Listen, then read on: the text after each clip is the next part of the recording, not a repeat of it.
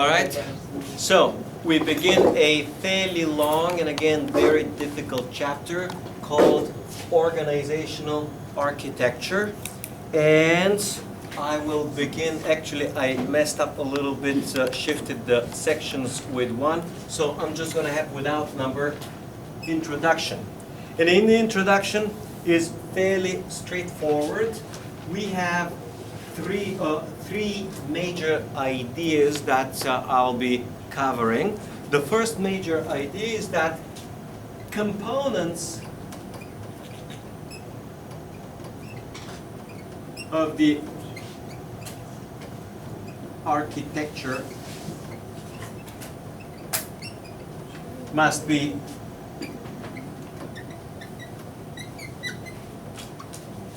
consistent. Organizational architecture has 5 components, which I'll introduce in about a couple of minutes. They must be internally consistent. They have to fit, they have to support each other. So that's number 1. Number 2 is that strategy and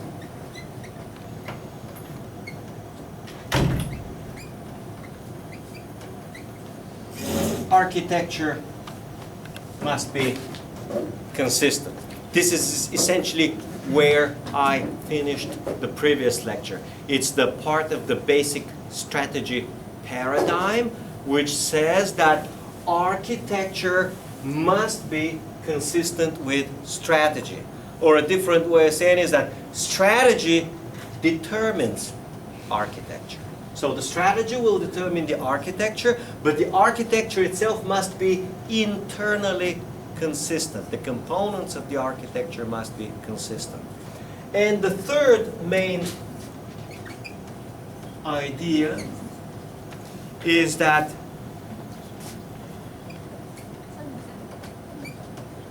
strategy, architecture, and competitive environment. Competitive environment. Competitive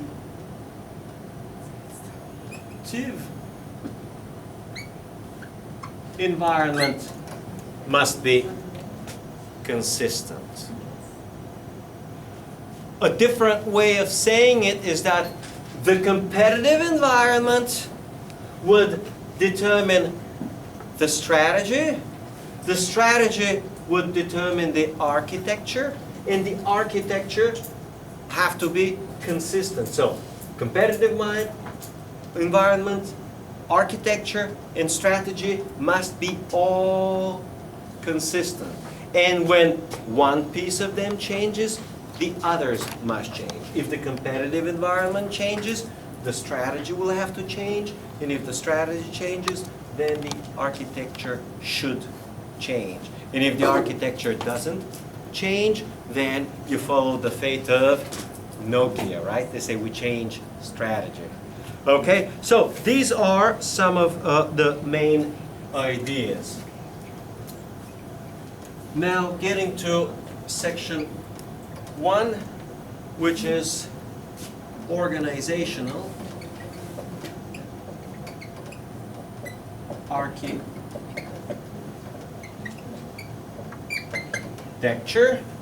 And I'll probably write, it's a very nice, very simple, very easy. The architecture has a number of components. And the first component is called organizational structure.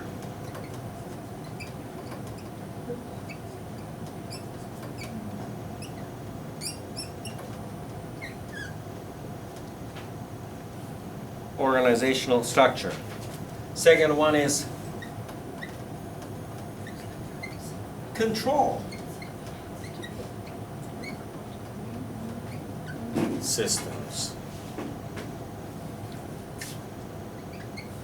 Third one is, let's make sure I get them right, control systems. Third one is processes.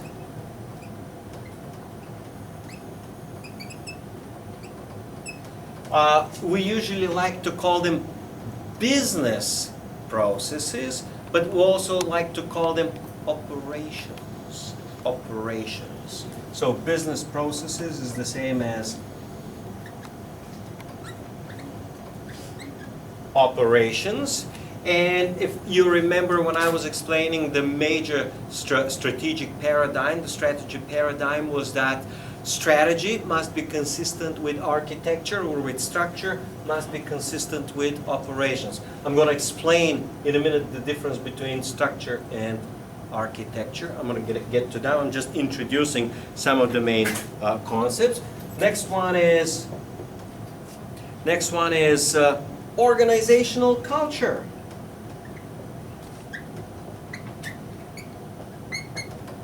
Organizational culture. And last but not least is people. And I'll get through these now one by one.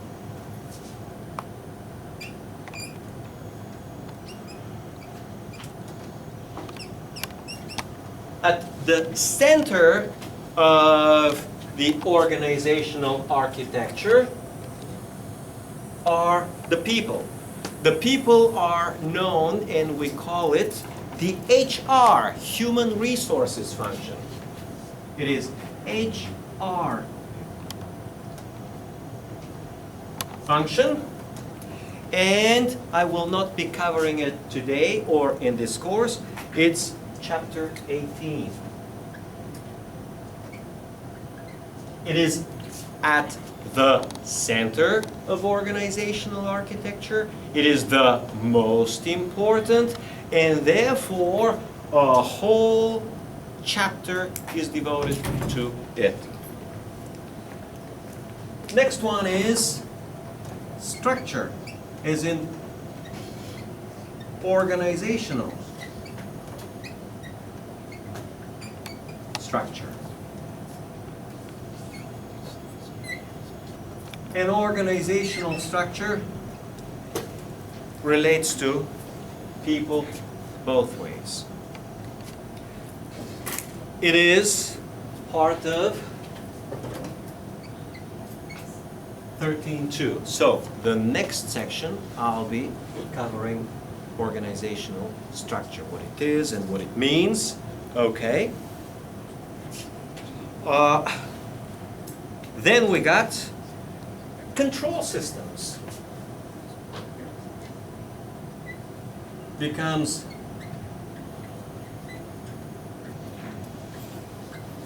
incentives and control. And incentives and controls will be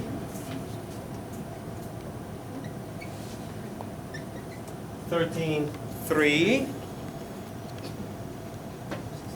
Here you got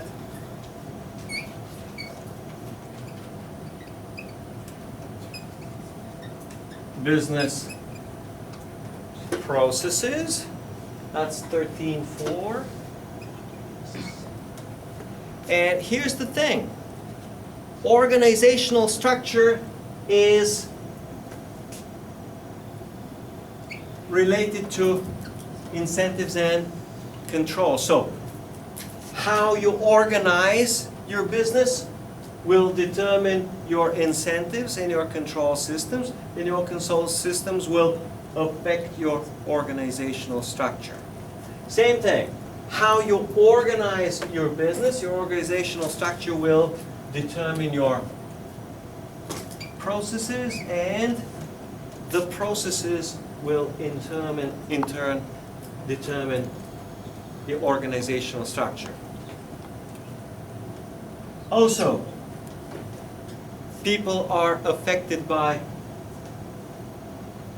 incentives and by control. So people will behave according to incentives and will be subject to controls. So people affect controls and incentives and control affect people. And you have same for processes. Processes are done by people, affected by people. So you have this piece, And the last piece is culture, is in organizational culture.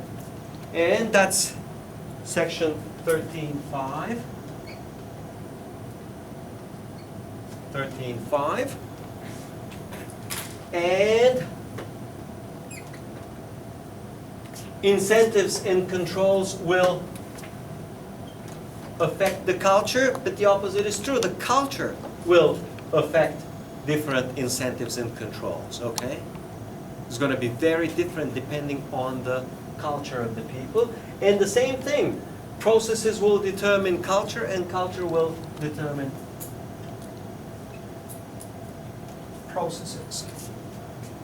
So, all of this, a nice way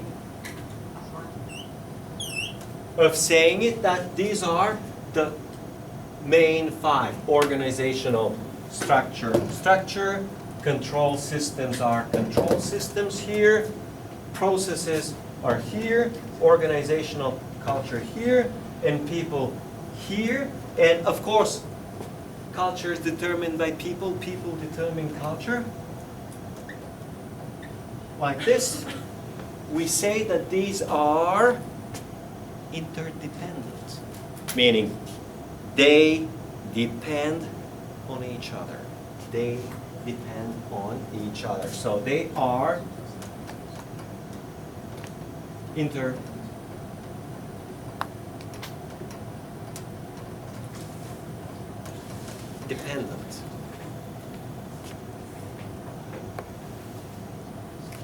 So,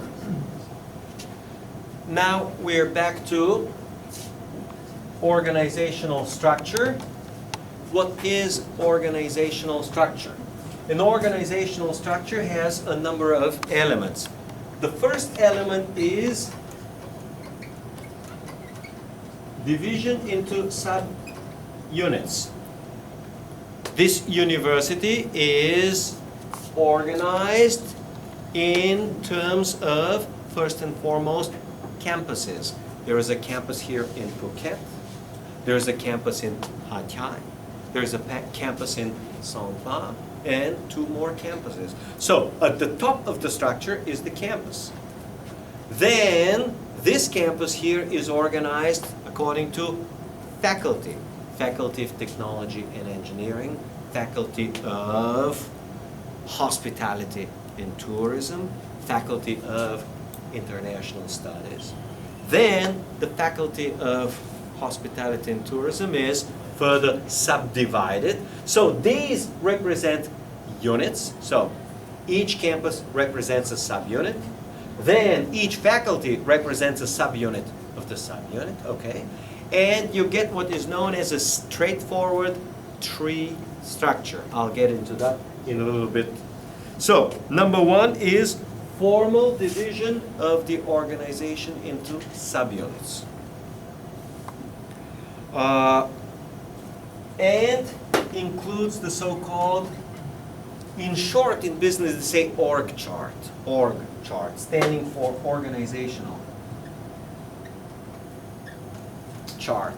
Now when I worked in a corporation, everyone was talking about org chart. Nobody will pronounce it as organizational chart. That's too long, too complicated. They just say, hey, we got a new org chart, or did you download the org chart, or did you print the org chart? Okay, that's how they use it. So number 1 is the org chart in the subunit. So subunits will be ordered in the org chart. Number 2 will be decision making.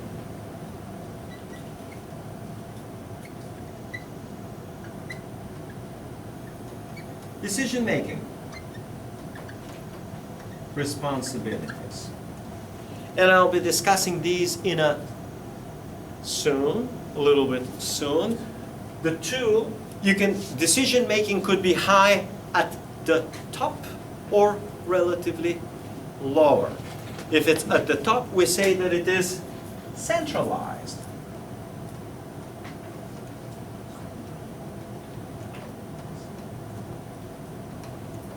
And if it's closer to the bottom, we say it's decentralized. Decentralized.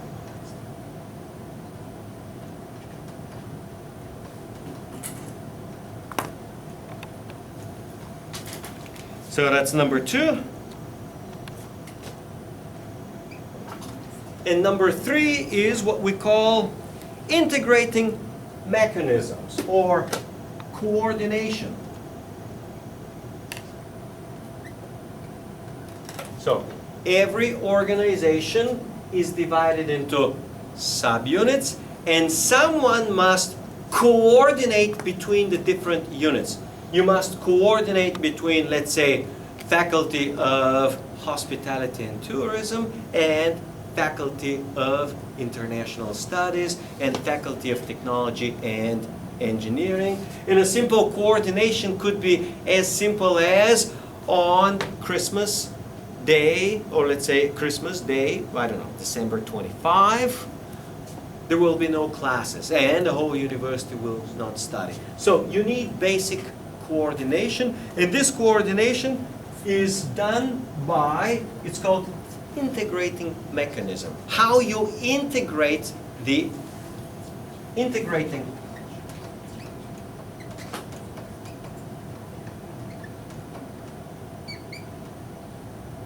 mechanism. A simple coordination that wouldn't come to your mind, but it's amazingly simple, is that when we have class here, nobody else has class here. I mean, in this building, FIS, the Faculty of International Studies, has classes, but we never have conflict in this room, okay? And that's because there is coordination. There is coordination at the top, which makes sure that when we are having class here in this room at this time, they don't have a class here, okay? So this is an amazingly simple example of coordination, just to make sure that we are using this room and the other faculty does not use it. Or when the other faculty is using it, we are not using it. In other words, there is no time and room conflict. That's a simple matter of coordination. But of course, you can have coordination in terms of marketing and coordination with production, coordination with sales, and after sales you got to record it in accounting, and then with finance. So you got to coordinate between the different units. So coordination, you need integrating mechanism. Okay. So that's number 1. Number 2, what is a control system? A control system has 2 elements. Every control system's got 2 elements. I'll do this. The first one is called a metric.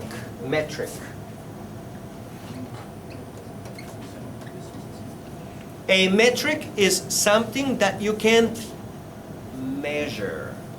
How many hours of work. Another metric will be how many students in the classroom. Another metric will be what is the average GPA of students. What is the average attendance of students. A simple metric for the iPhone will be how many iPhones were sold this month. So a metric will be a number which measures a specific business activity.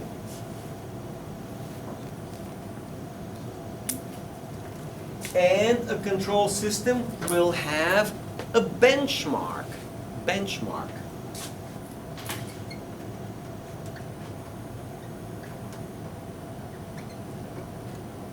for control system? Yes, this is within. Yeah, I should have probably, actually, I should have written it like this, number 2 here. Benchmark.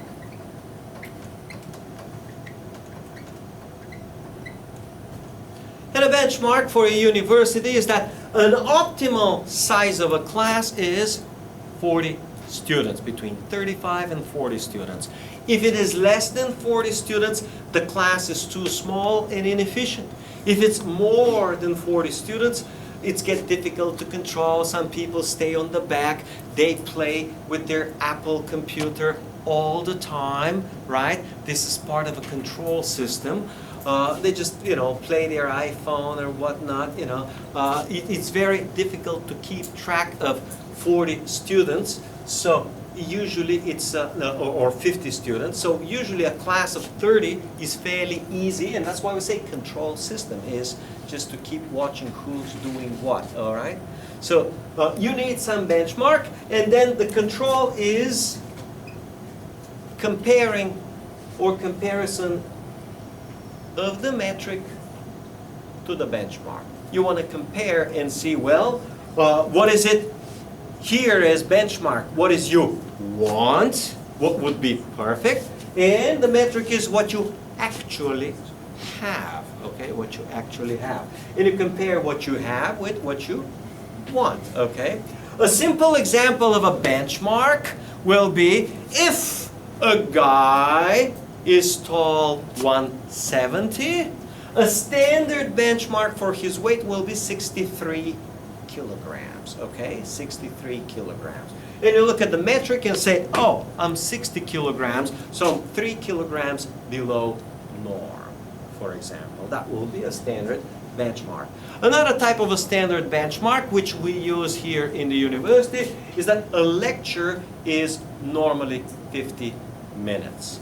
We usually have as a benchmark 5 minutes of introduction and talk and explain about the final exam and all the other things. And then we've got 45 minutes of contents where I'm actually teaching stuff. So this is about a control system. So number 3, processes. And processes has 2 elements. How decisions are made, how decision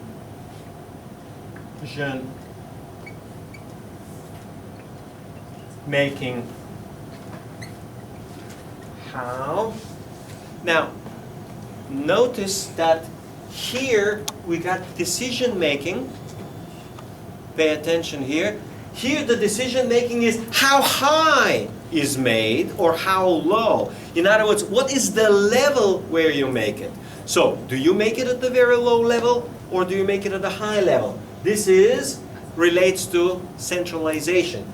Here the question is not at what level, but how is it made? Does the boss make it alone? Is there a little committee which is made? Does the boss consult with the top, or does the boss consult with the people below? How are decisions made? In business, in everything, you always deal with decisions. I mean, management is mostly about decisions. How decisions are made. This one says where they're made. How high are they made? So that's decision making. And the second piece, how work is done. How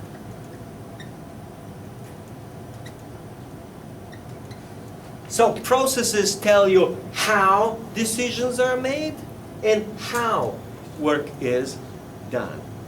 In other words, how things work, all right? You first do this, then you do this, then you do this, okay? So these are the processes, okay? As you come here, most of your learning as you arrive as a student is learning about the processes. Where do I go and register? That's a part of the process, registration process. Oh, where do I go and register to the LMS system? That's another process. Then, oh, we got a quiz 1. Where do I go to find my score, right? And the answer is, you gotta go in the LMS system. Within the LMS system, you gotta go to the section of grades, and within there is gonna be quiz 1, quiz 2, midterm, and so on. So all of these are simple processes. Of course, in manufacturing, the processes could be extremely complicated. Of course, there will be processes specifically in accounting. There will be processes specifically in management. There will be processes specifically in sales. In other words, every major business function will have its own process, and the process will determine how things are done and how decisions are made. Next one is organizational culture. And organizational culture is about the norms and values of employees. What are the norms? Norms means what's okay, what's not okay. Can we joke about these things? Is it okay to joke that somebody is fat or not? Is it okay to joke that somebody is handicapped? Okay?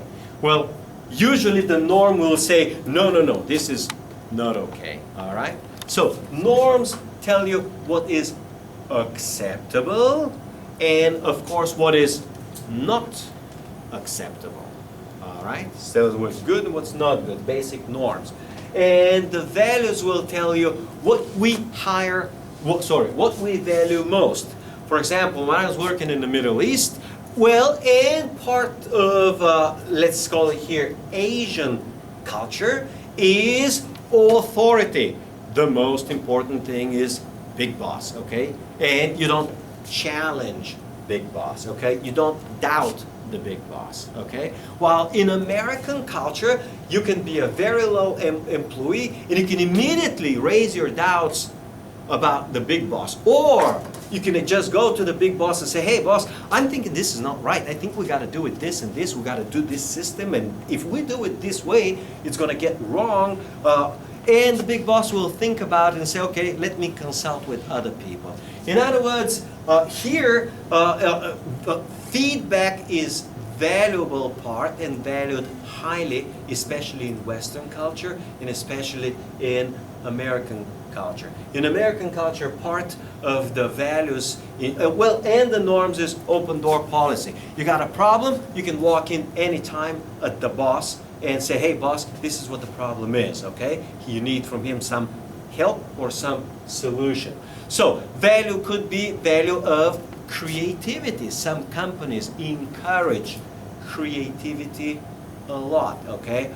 Example will be Apple. That's why early on these Apple MacBooks were one of the best in, technology world, okay? That's why creativity was the leading driving factor behind the first smartphone in the world, which was iPhone, okay?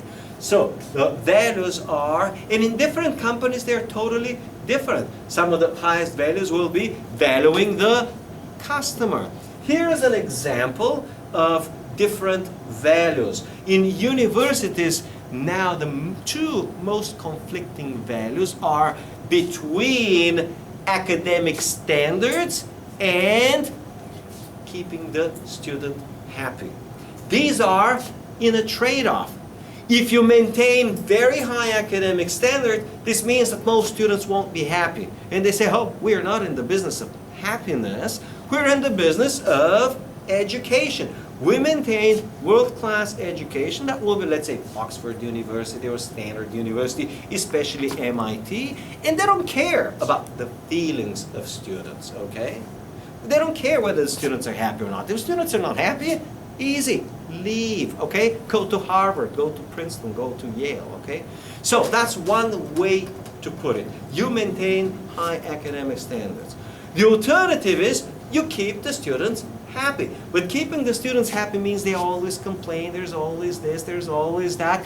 And keeping the students happy turns out in practice to mean sacrificing academic standards.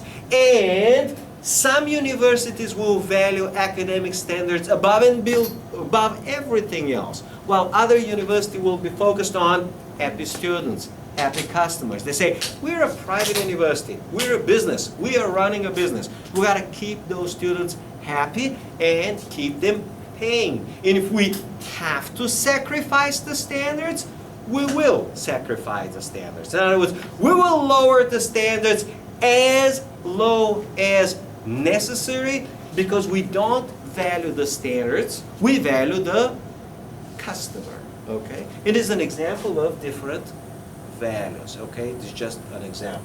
So this is on organizational culture. And for people, you have three key functions. The first one is recruitment. You call it for short hiring.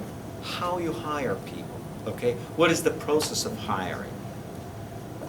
Second one is compensation.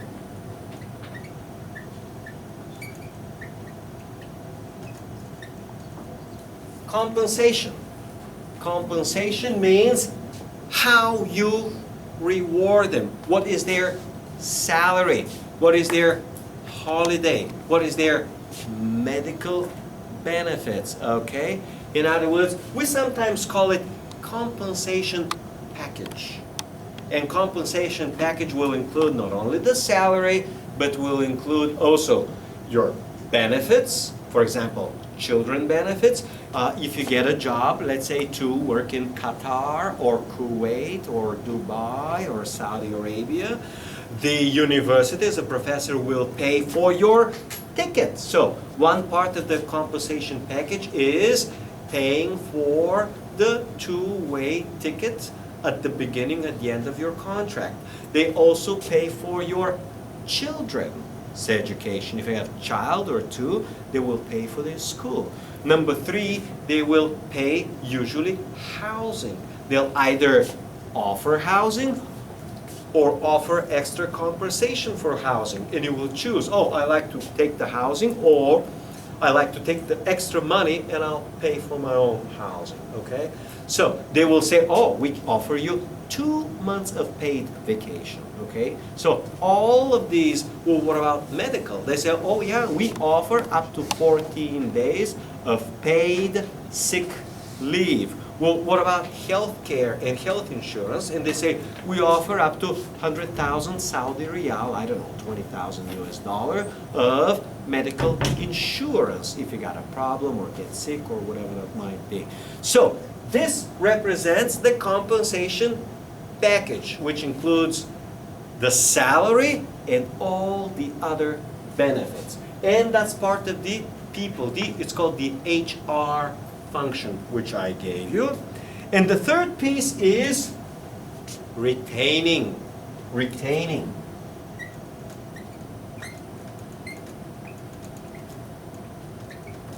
Turns out that companies, it's very easy to hire people, but then it gets very difficult to retain them.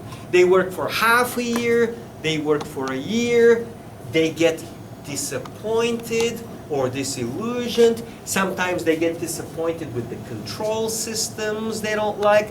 Sometimes they just don't like the processes. Sometimes they don't like the administration. They don't like the bureaucracy. They don't like the paperwork, okay? Sometimes they don't like the fixed hours. They say, hey, I can do my job as flexible hours, you know. So it happens that it's a general rule. The general rule of HR is that the good employees always leave and the bad employees always stay. And the job of the HR is the exact opposite. That's what makes the HR function difficult, is how do you retain the good employees and at the same time you get rid of the bad employees. So retaining employees is extremely difficult. And many employees, when they're not happy, they just move on. And I had my own experiences because people ask, well, you've gone to so many countries. Well, unfortunately, I wanted to stay at the place, but the place I didn't like, so I didn't stay, okay? I was disappointed with administration, I was disappointed before with academics, I was disappointed with salary, I was disappointed with this, I was disappointed with that, okay? I went there, they say, oh, your salary is gonna be that much, you're gonna get a 2-month bonus, and then when we get there, we realize that salary was 30% less, and there are no two monthly salaries of bonus, but they're going to take it out of your salary up front. They say, whoa, we got cheated big time. right? Like 30–40%. And then the result is 5 out of 6 professors leave at the end of the year. So they have, we call it turnover of 80%. So you hire 6 people, 5 leave, and the 6th one stays. And here's a good question. Why the 6th person stayed? Why the 6th person would stay? Short answer, because he didn't find a job. You understand? So what happened was all the other five say, oh, we're disappointed, this place no good. All the other 5 people found another job and left for another job, and the 6th person stayed because the 6th person couldn't find the job at the end of the year. And the 6th person says, oh, next year I'm definitely going to find a job and I'm going to stay. All right?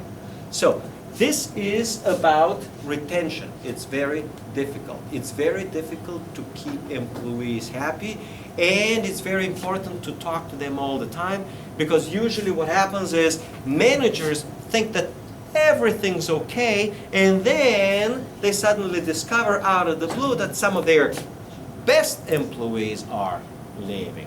And it happens all the time, everywhere, even in government jobs. In government jobs it happens a lot because they're not happy with the bureaucracy and they found a much better paying job in the private sector. So these 3 functions, and the HR is about skills. Skills as in training. Values, how you cultivate the values, and orientation, don't want to go into that.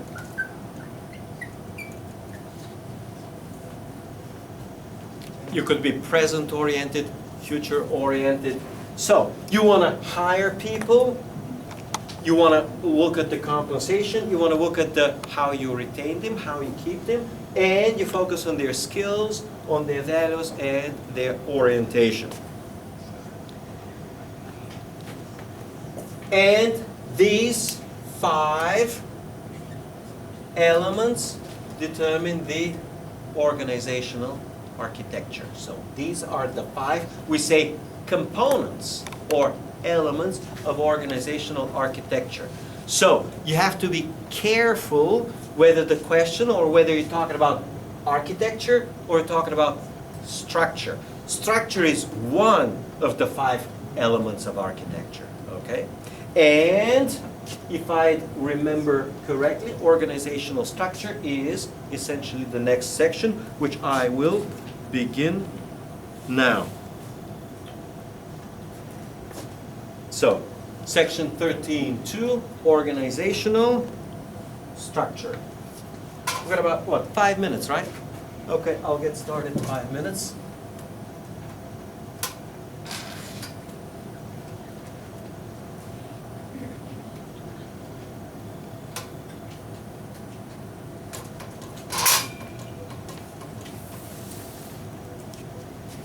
Organizational structure. 13.2.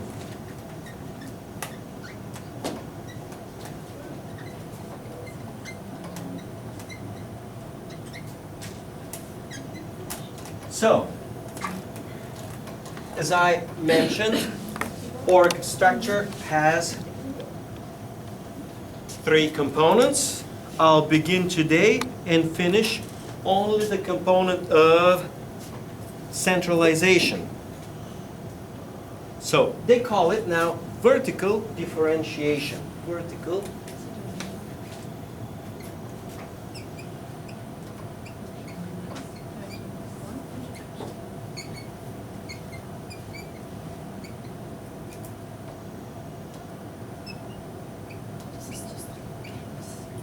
vertical differentiation.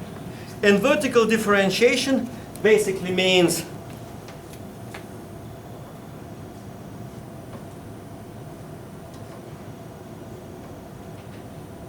centralization and decentralization.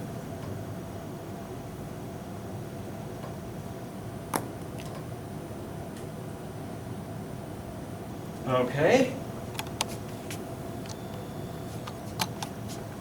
And it refers to where decisions are made, in the sense of how high decisions are made. Centralization means decisions are made high in the hierarchy, and decentralization means decisions are made low in the hierarchy. In other words, centralization means decisions are made by upper management, and decentralization by lower management. Here, a good question is, what are the advantages and disadvantages? So, you have advantages, the same as pros. What are the pros and what are the cons for centralization? So, you got here centralization. What are the main advantages?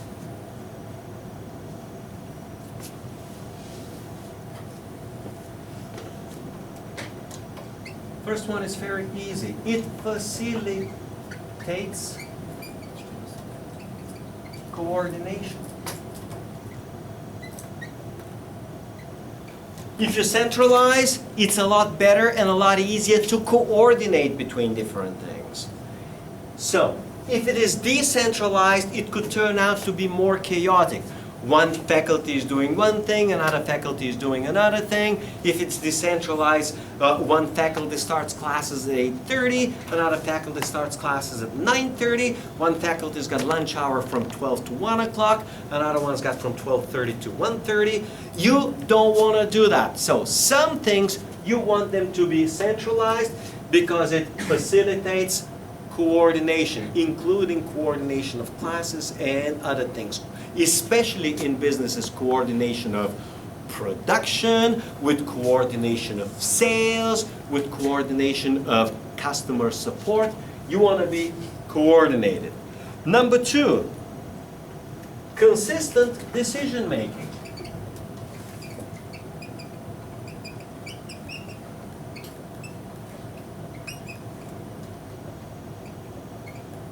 Consistent decisions and consistent decision making.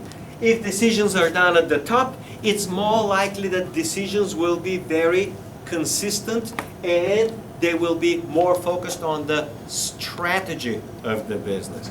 On the other hand, if you have decisions made close to the bottom, you're going to have 5 different managers, 5 different department chairs who made completely different decisions, and decisions will not be coordinated and will not be consistent and may even work against each other, especially when you have conflicts between marketing and sales and production. And these things do happen in real businesses. You will have conflicts between different departments, and if you decentralize, decisions may turn out to be inconsistent. With centralized, you get consistent decisions. Number 3, only centralization can do major reorganization.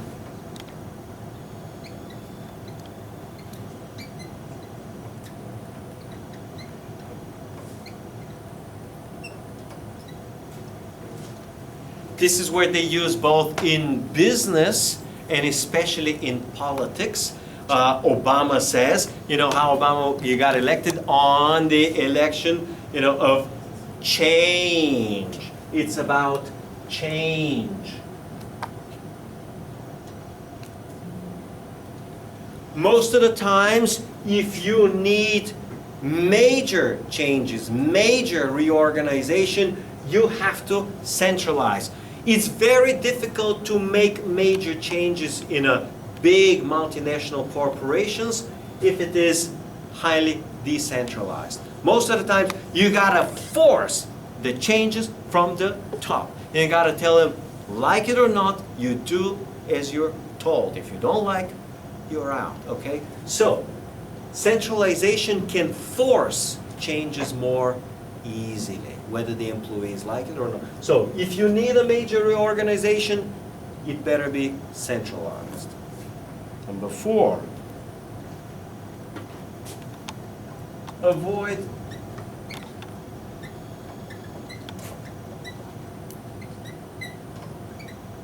duplication.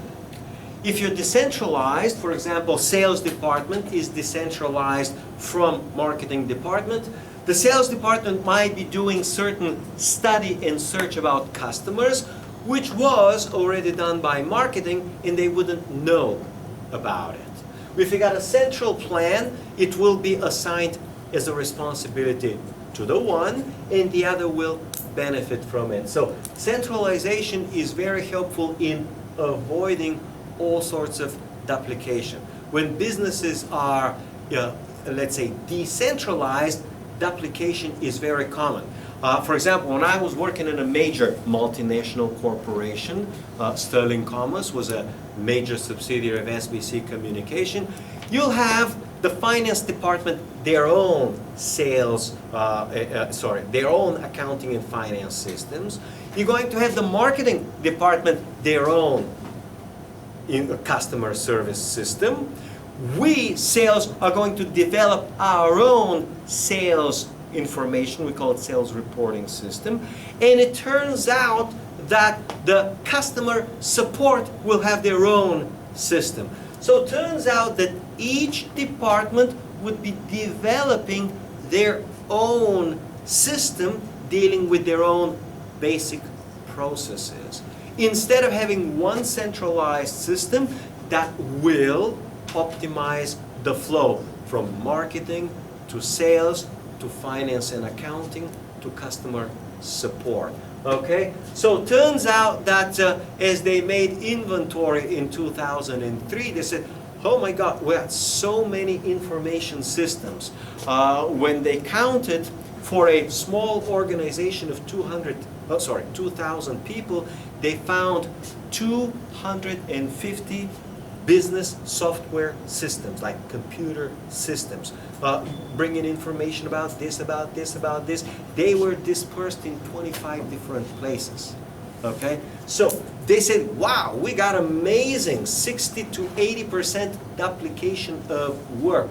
We could do with 1/3 of these systems, could have all the work.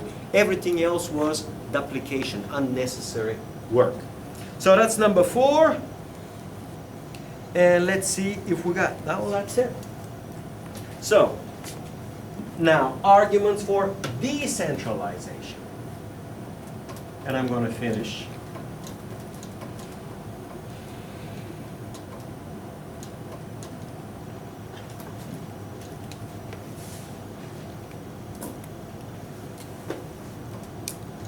Decentralization turns out that overburdened top management. When I was in the Middle East, this is the most common problem in most businesses in the Middle East, and including in all the universities I worked, was everything was centralized. Everything's got to get approved by Big Boss. You want to have a little thing? You got to wait for Big Boss to approve it, okay? You want to get a printer? No, Big Boss got to approve it. And Big Boss is busy with little approvals, and you need a little thing, you got to wait for weeks or months until Big Boss gets to it, okay? So, turns out that top management is too overburdened with too many unnecessary or insignificant little decisions which could be made at the middle level or the lower level. The system with centralized decision making becomes too cumbersome. So you say cumbersome, it's the same thing. Cumbersome, same as burdensome, decision making.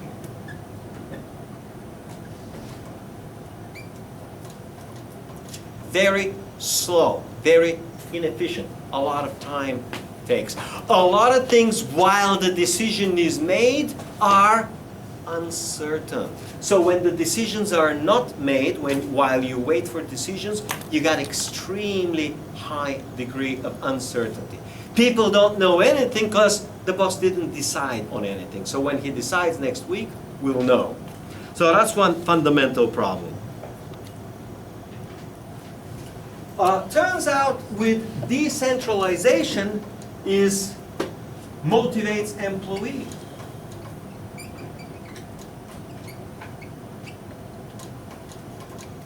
Let me give you an example of centralized versus decentralized decision making. I go in teach in Saudi Arabia. The dean says you're going to teach this, this, and this. They don't ask me. These are the courses I'm teaching. That's it. Now, when I was teaching at the American University in Bulgaria, the dean collects all professors. Well, there will be 6, 7, 8, whatever we are in the department.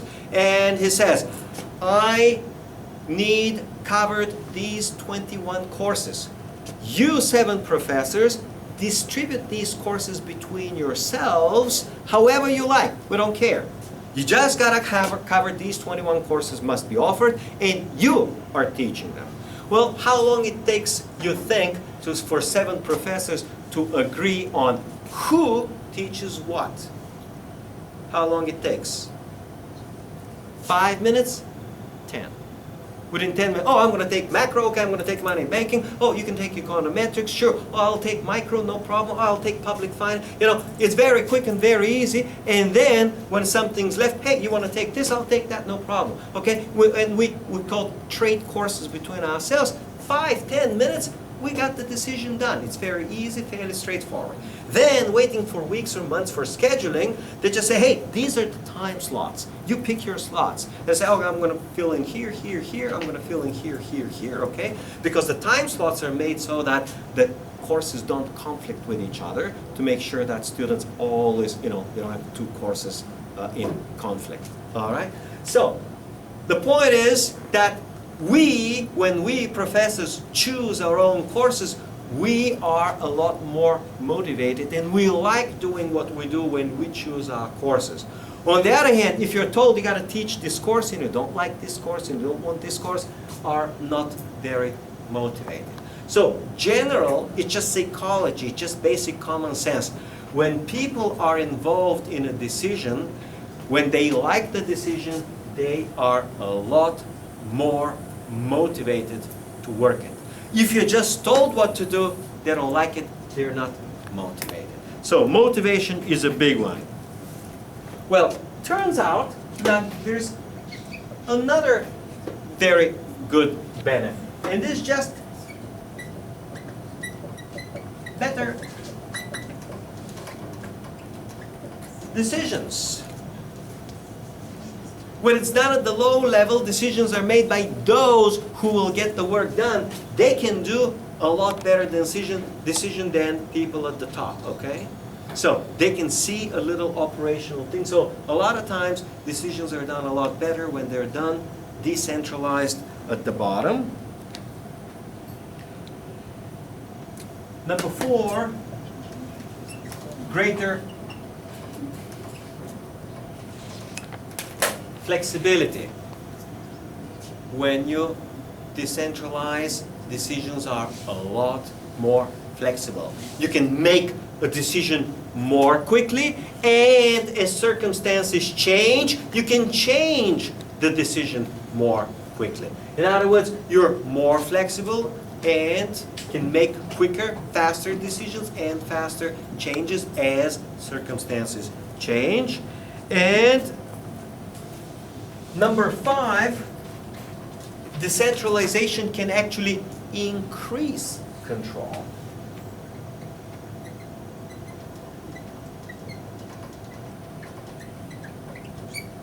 Increase control. In highly centralized institutions, you expect control from the top, and everyone adjusts to control from the top, okay? But in highly decentralized, control increases actually significant. And these are the major advantages. And I'm done up to here. Good enough for today? More than enough? Okay, thank you.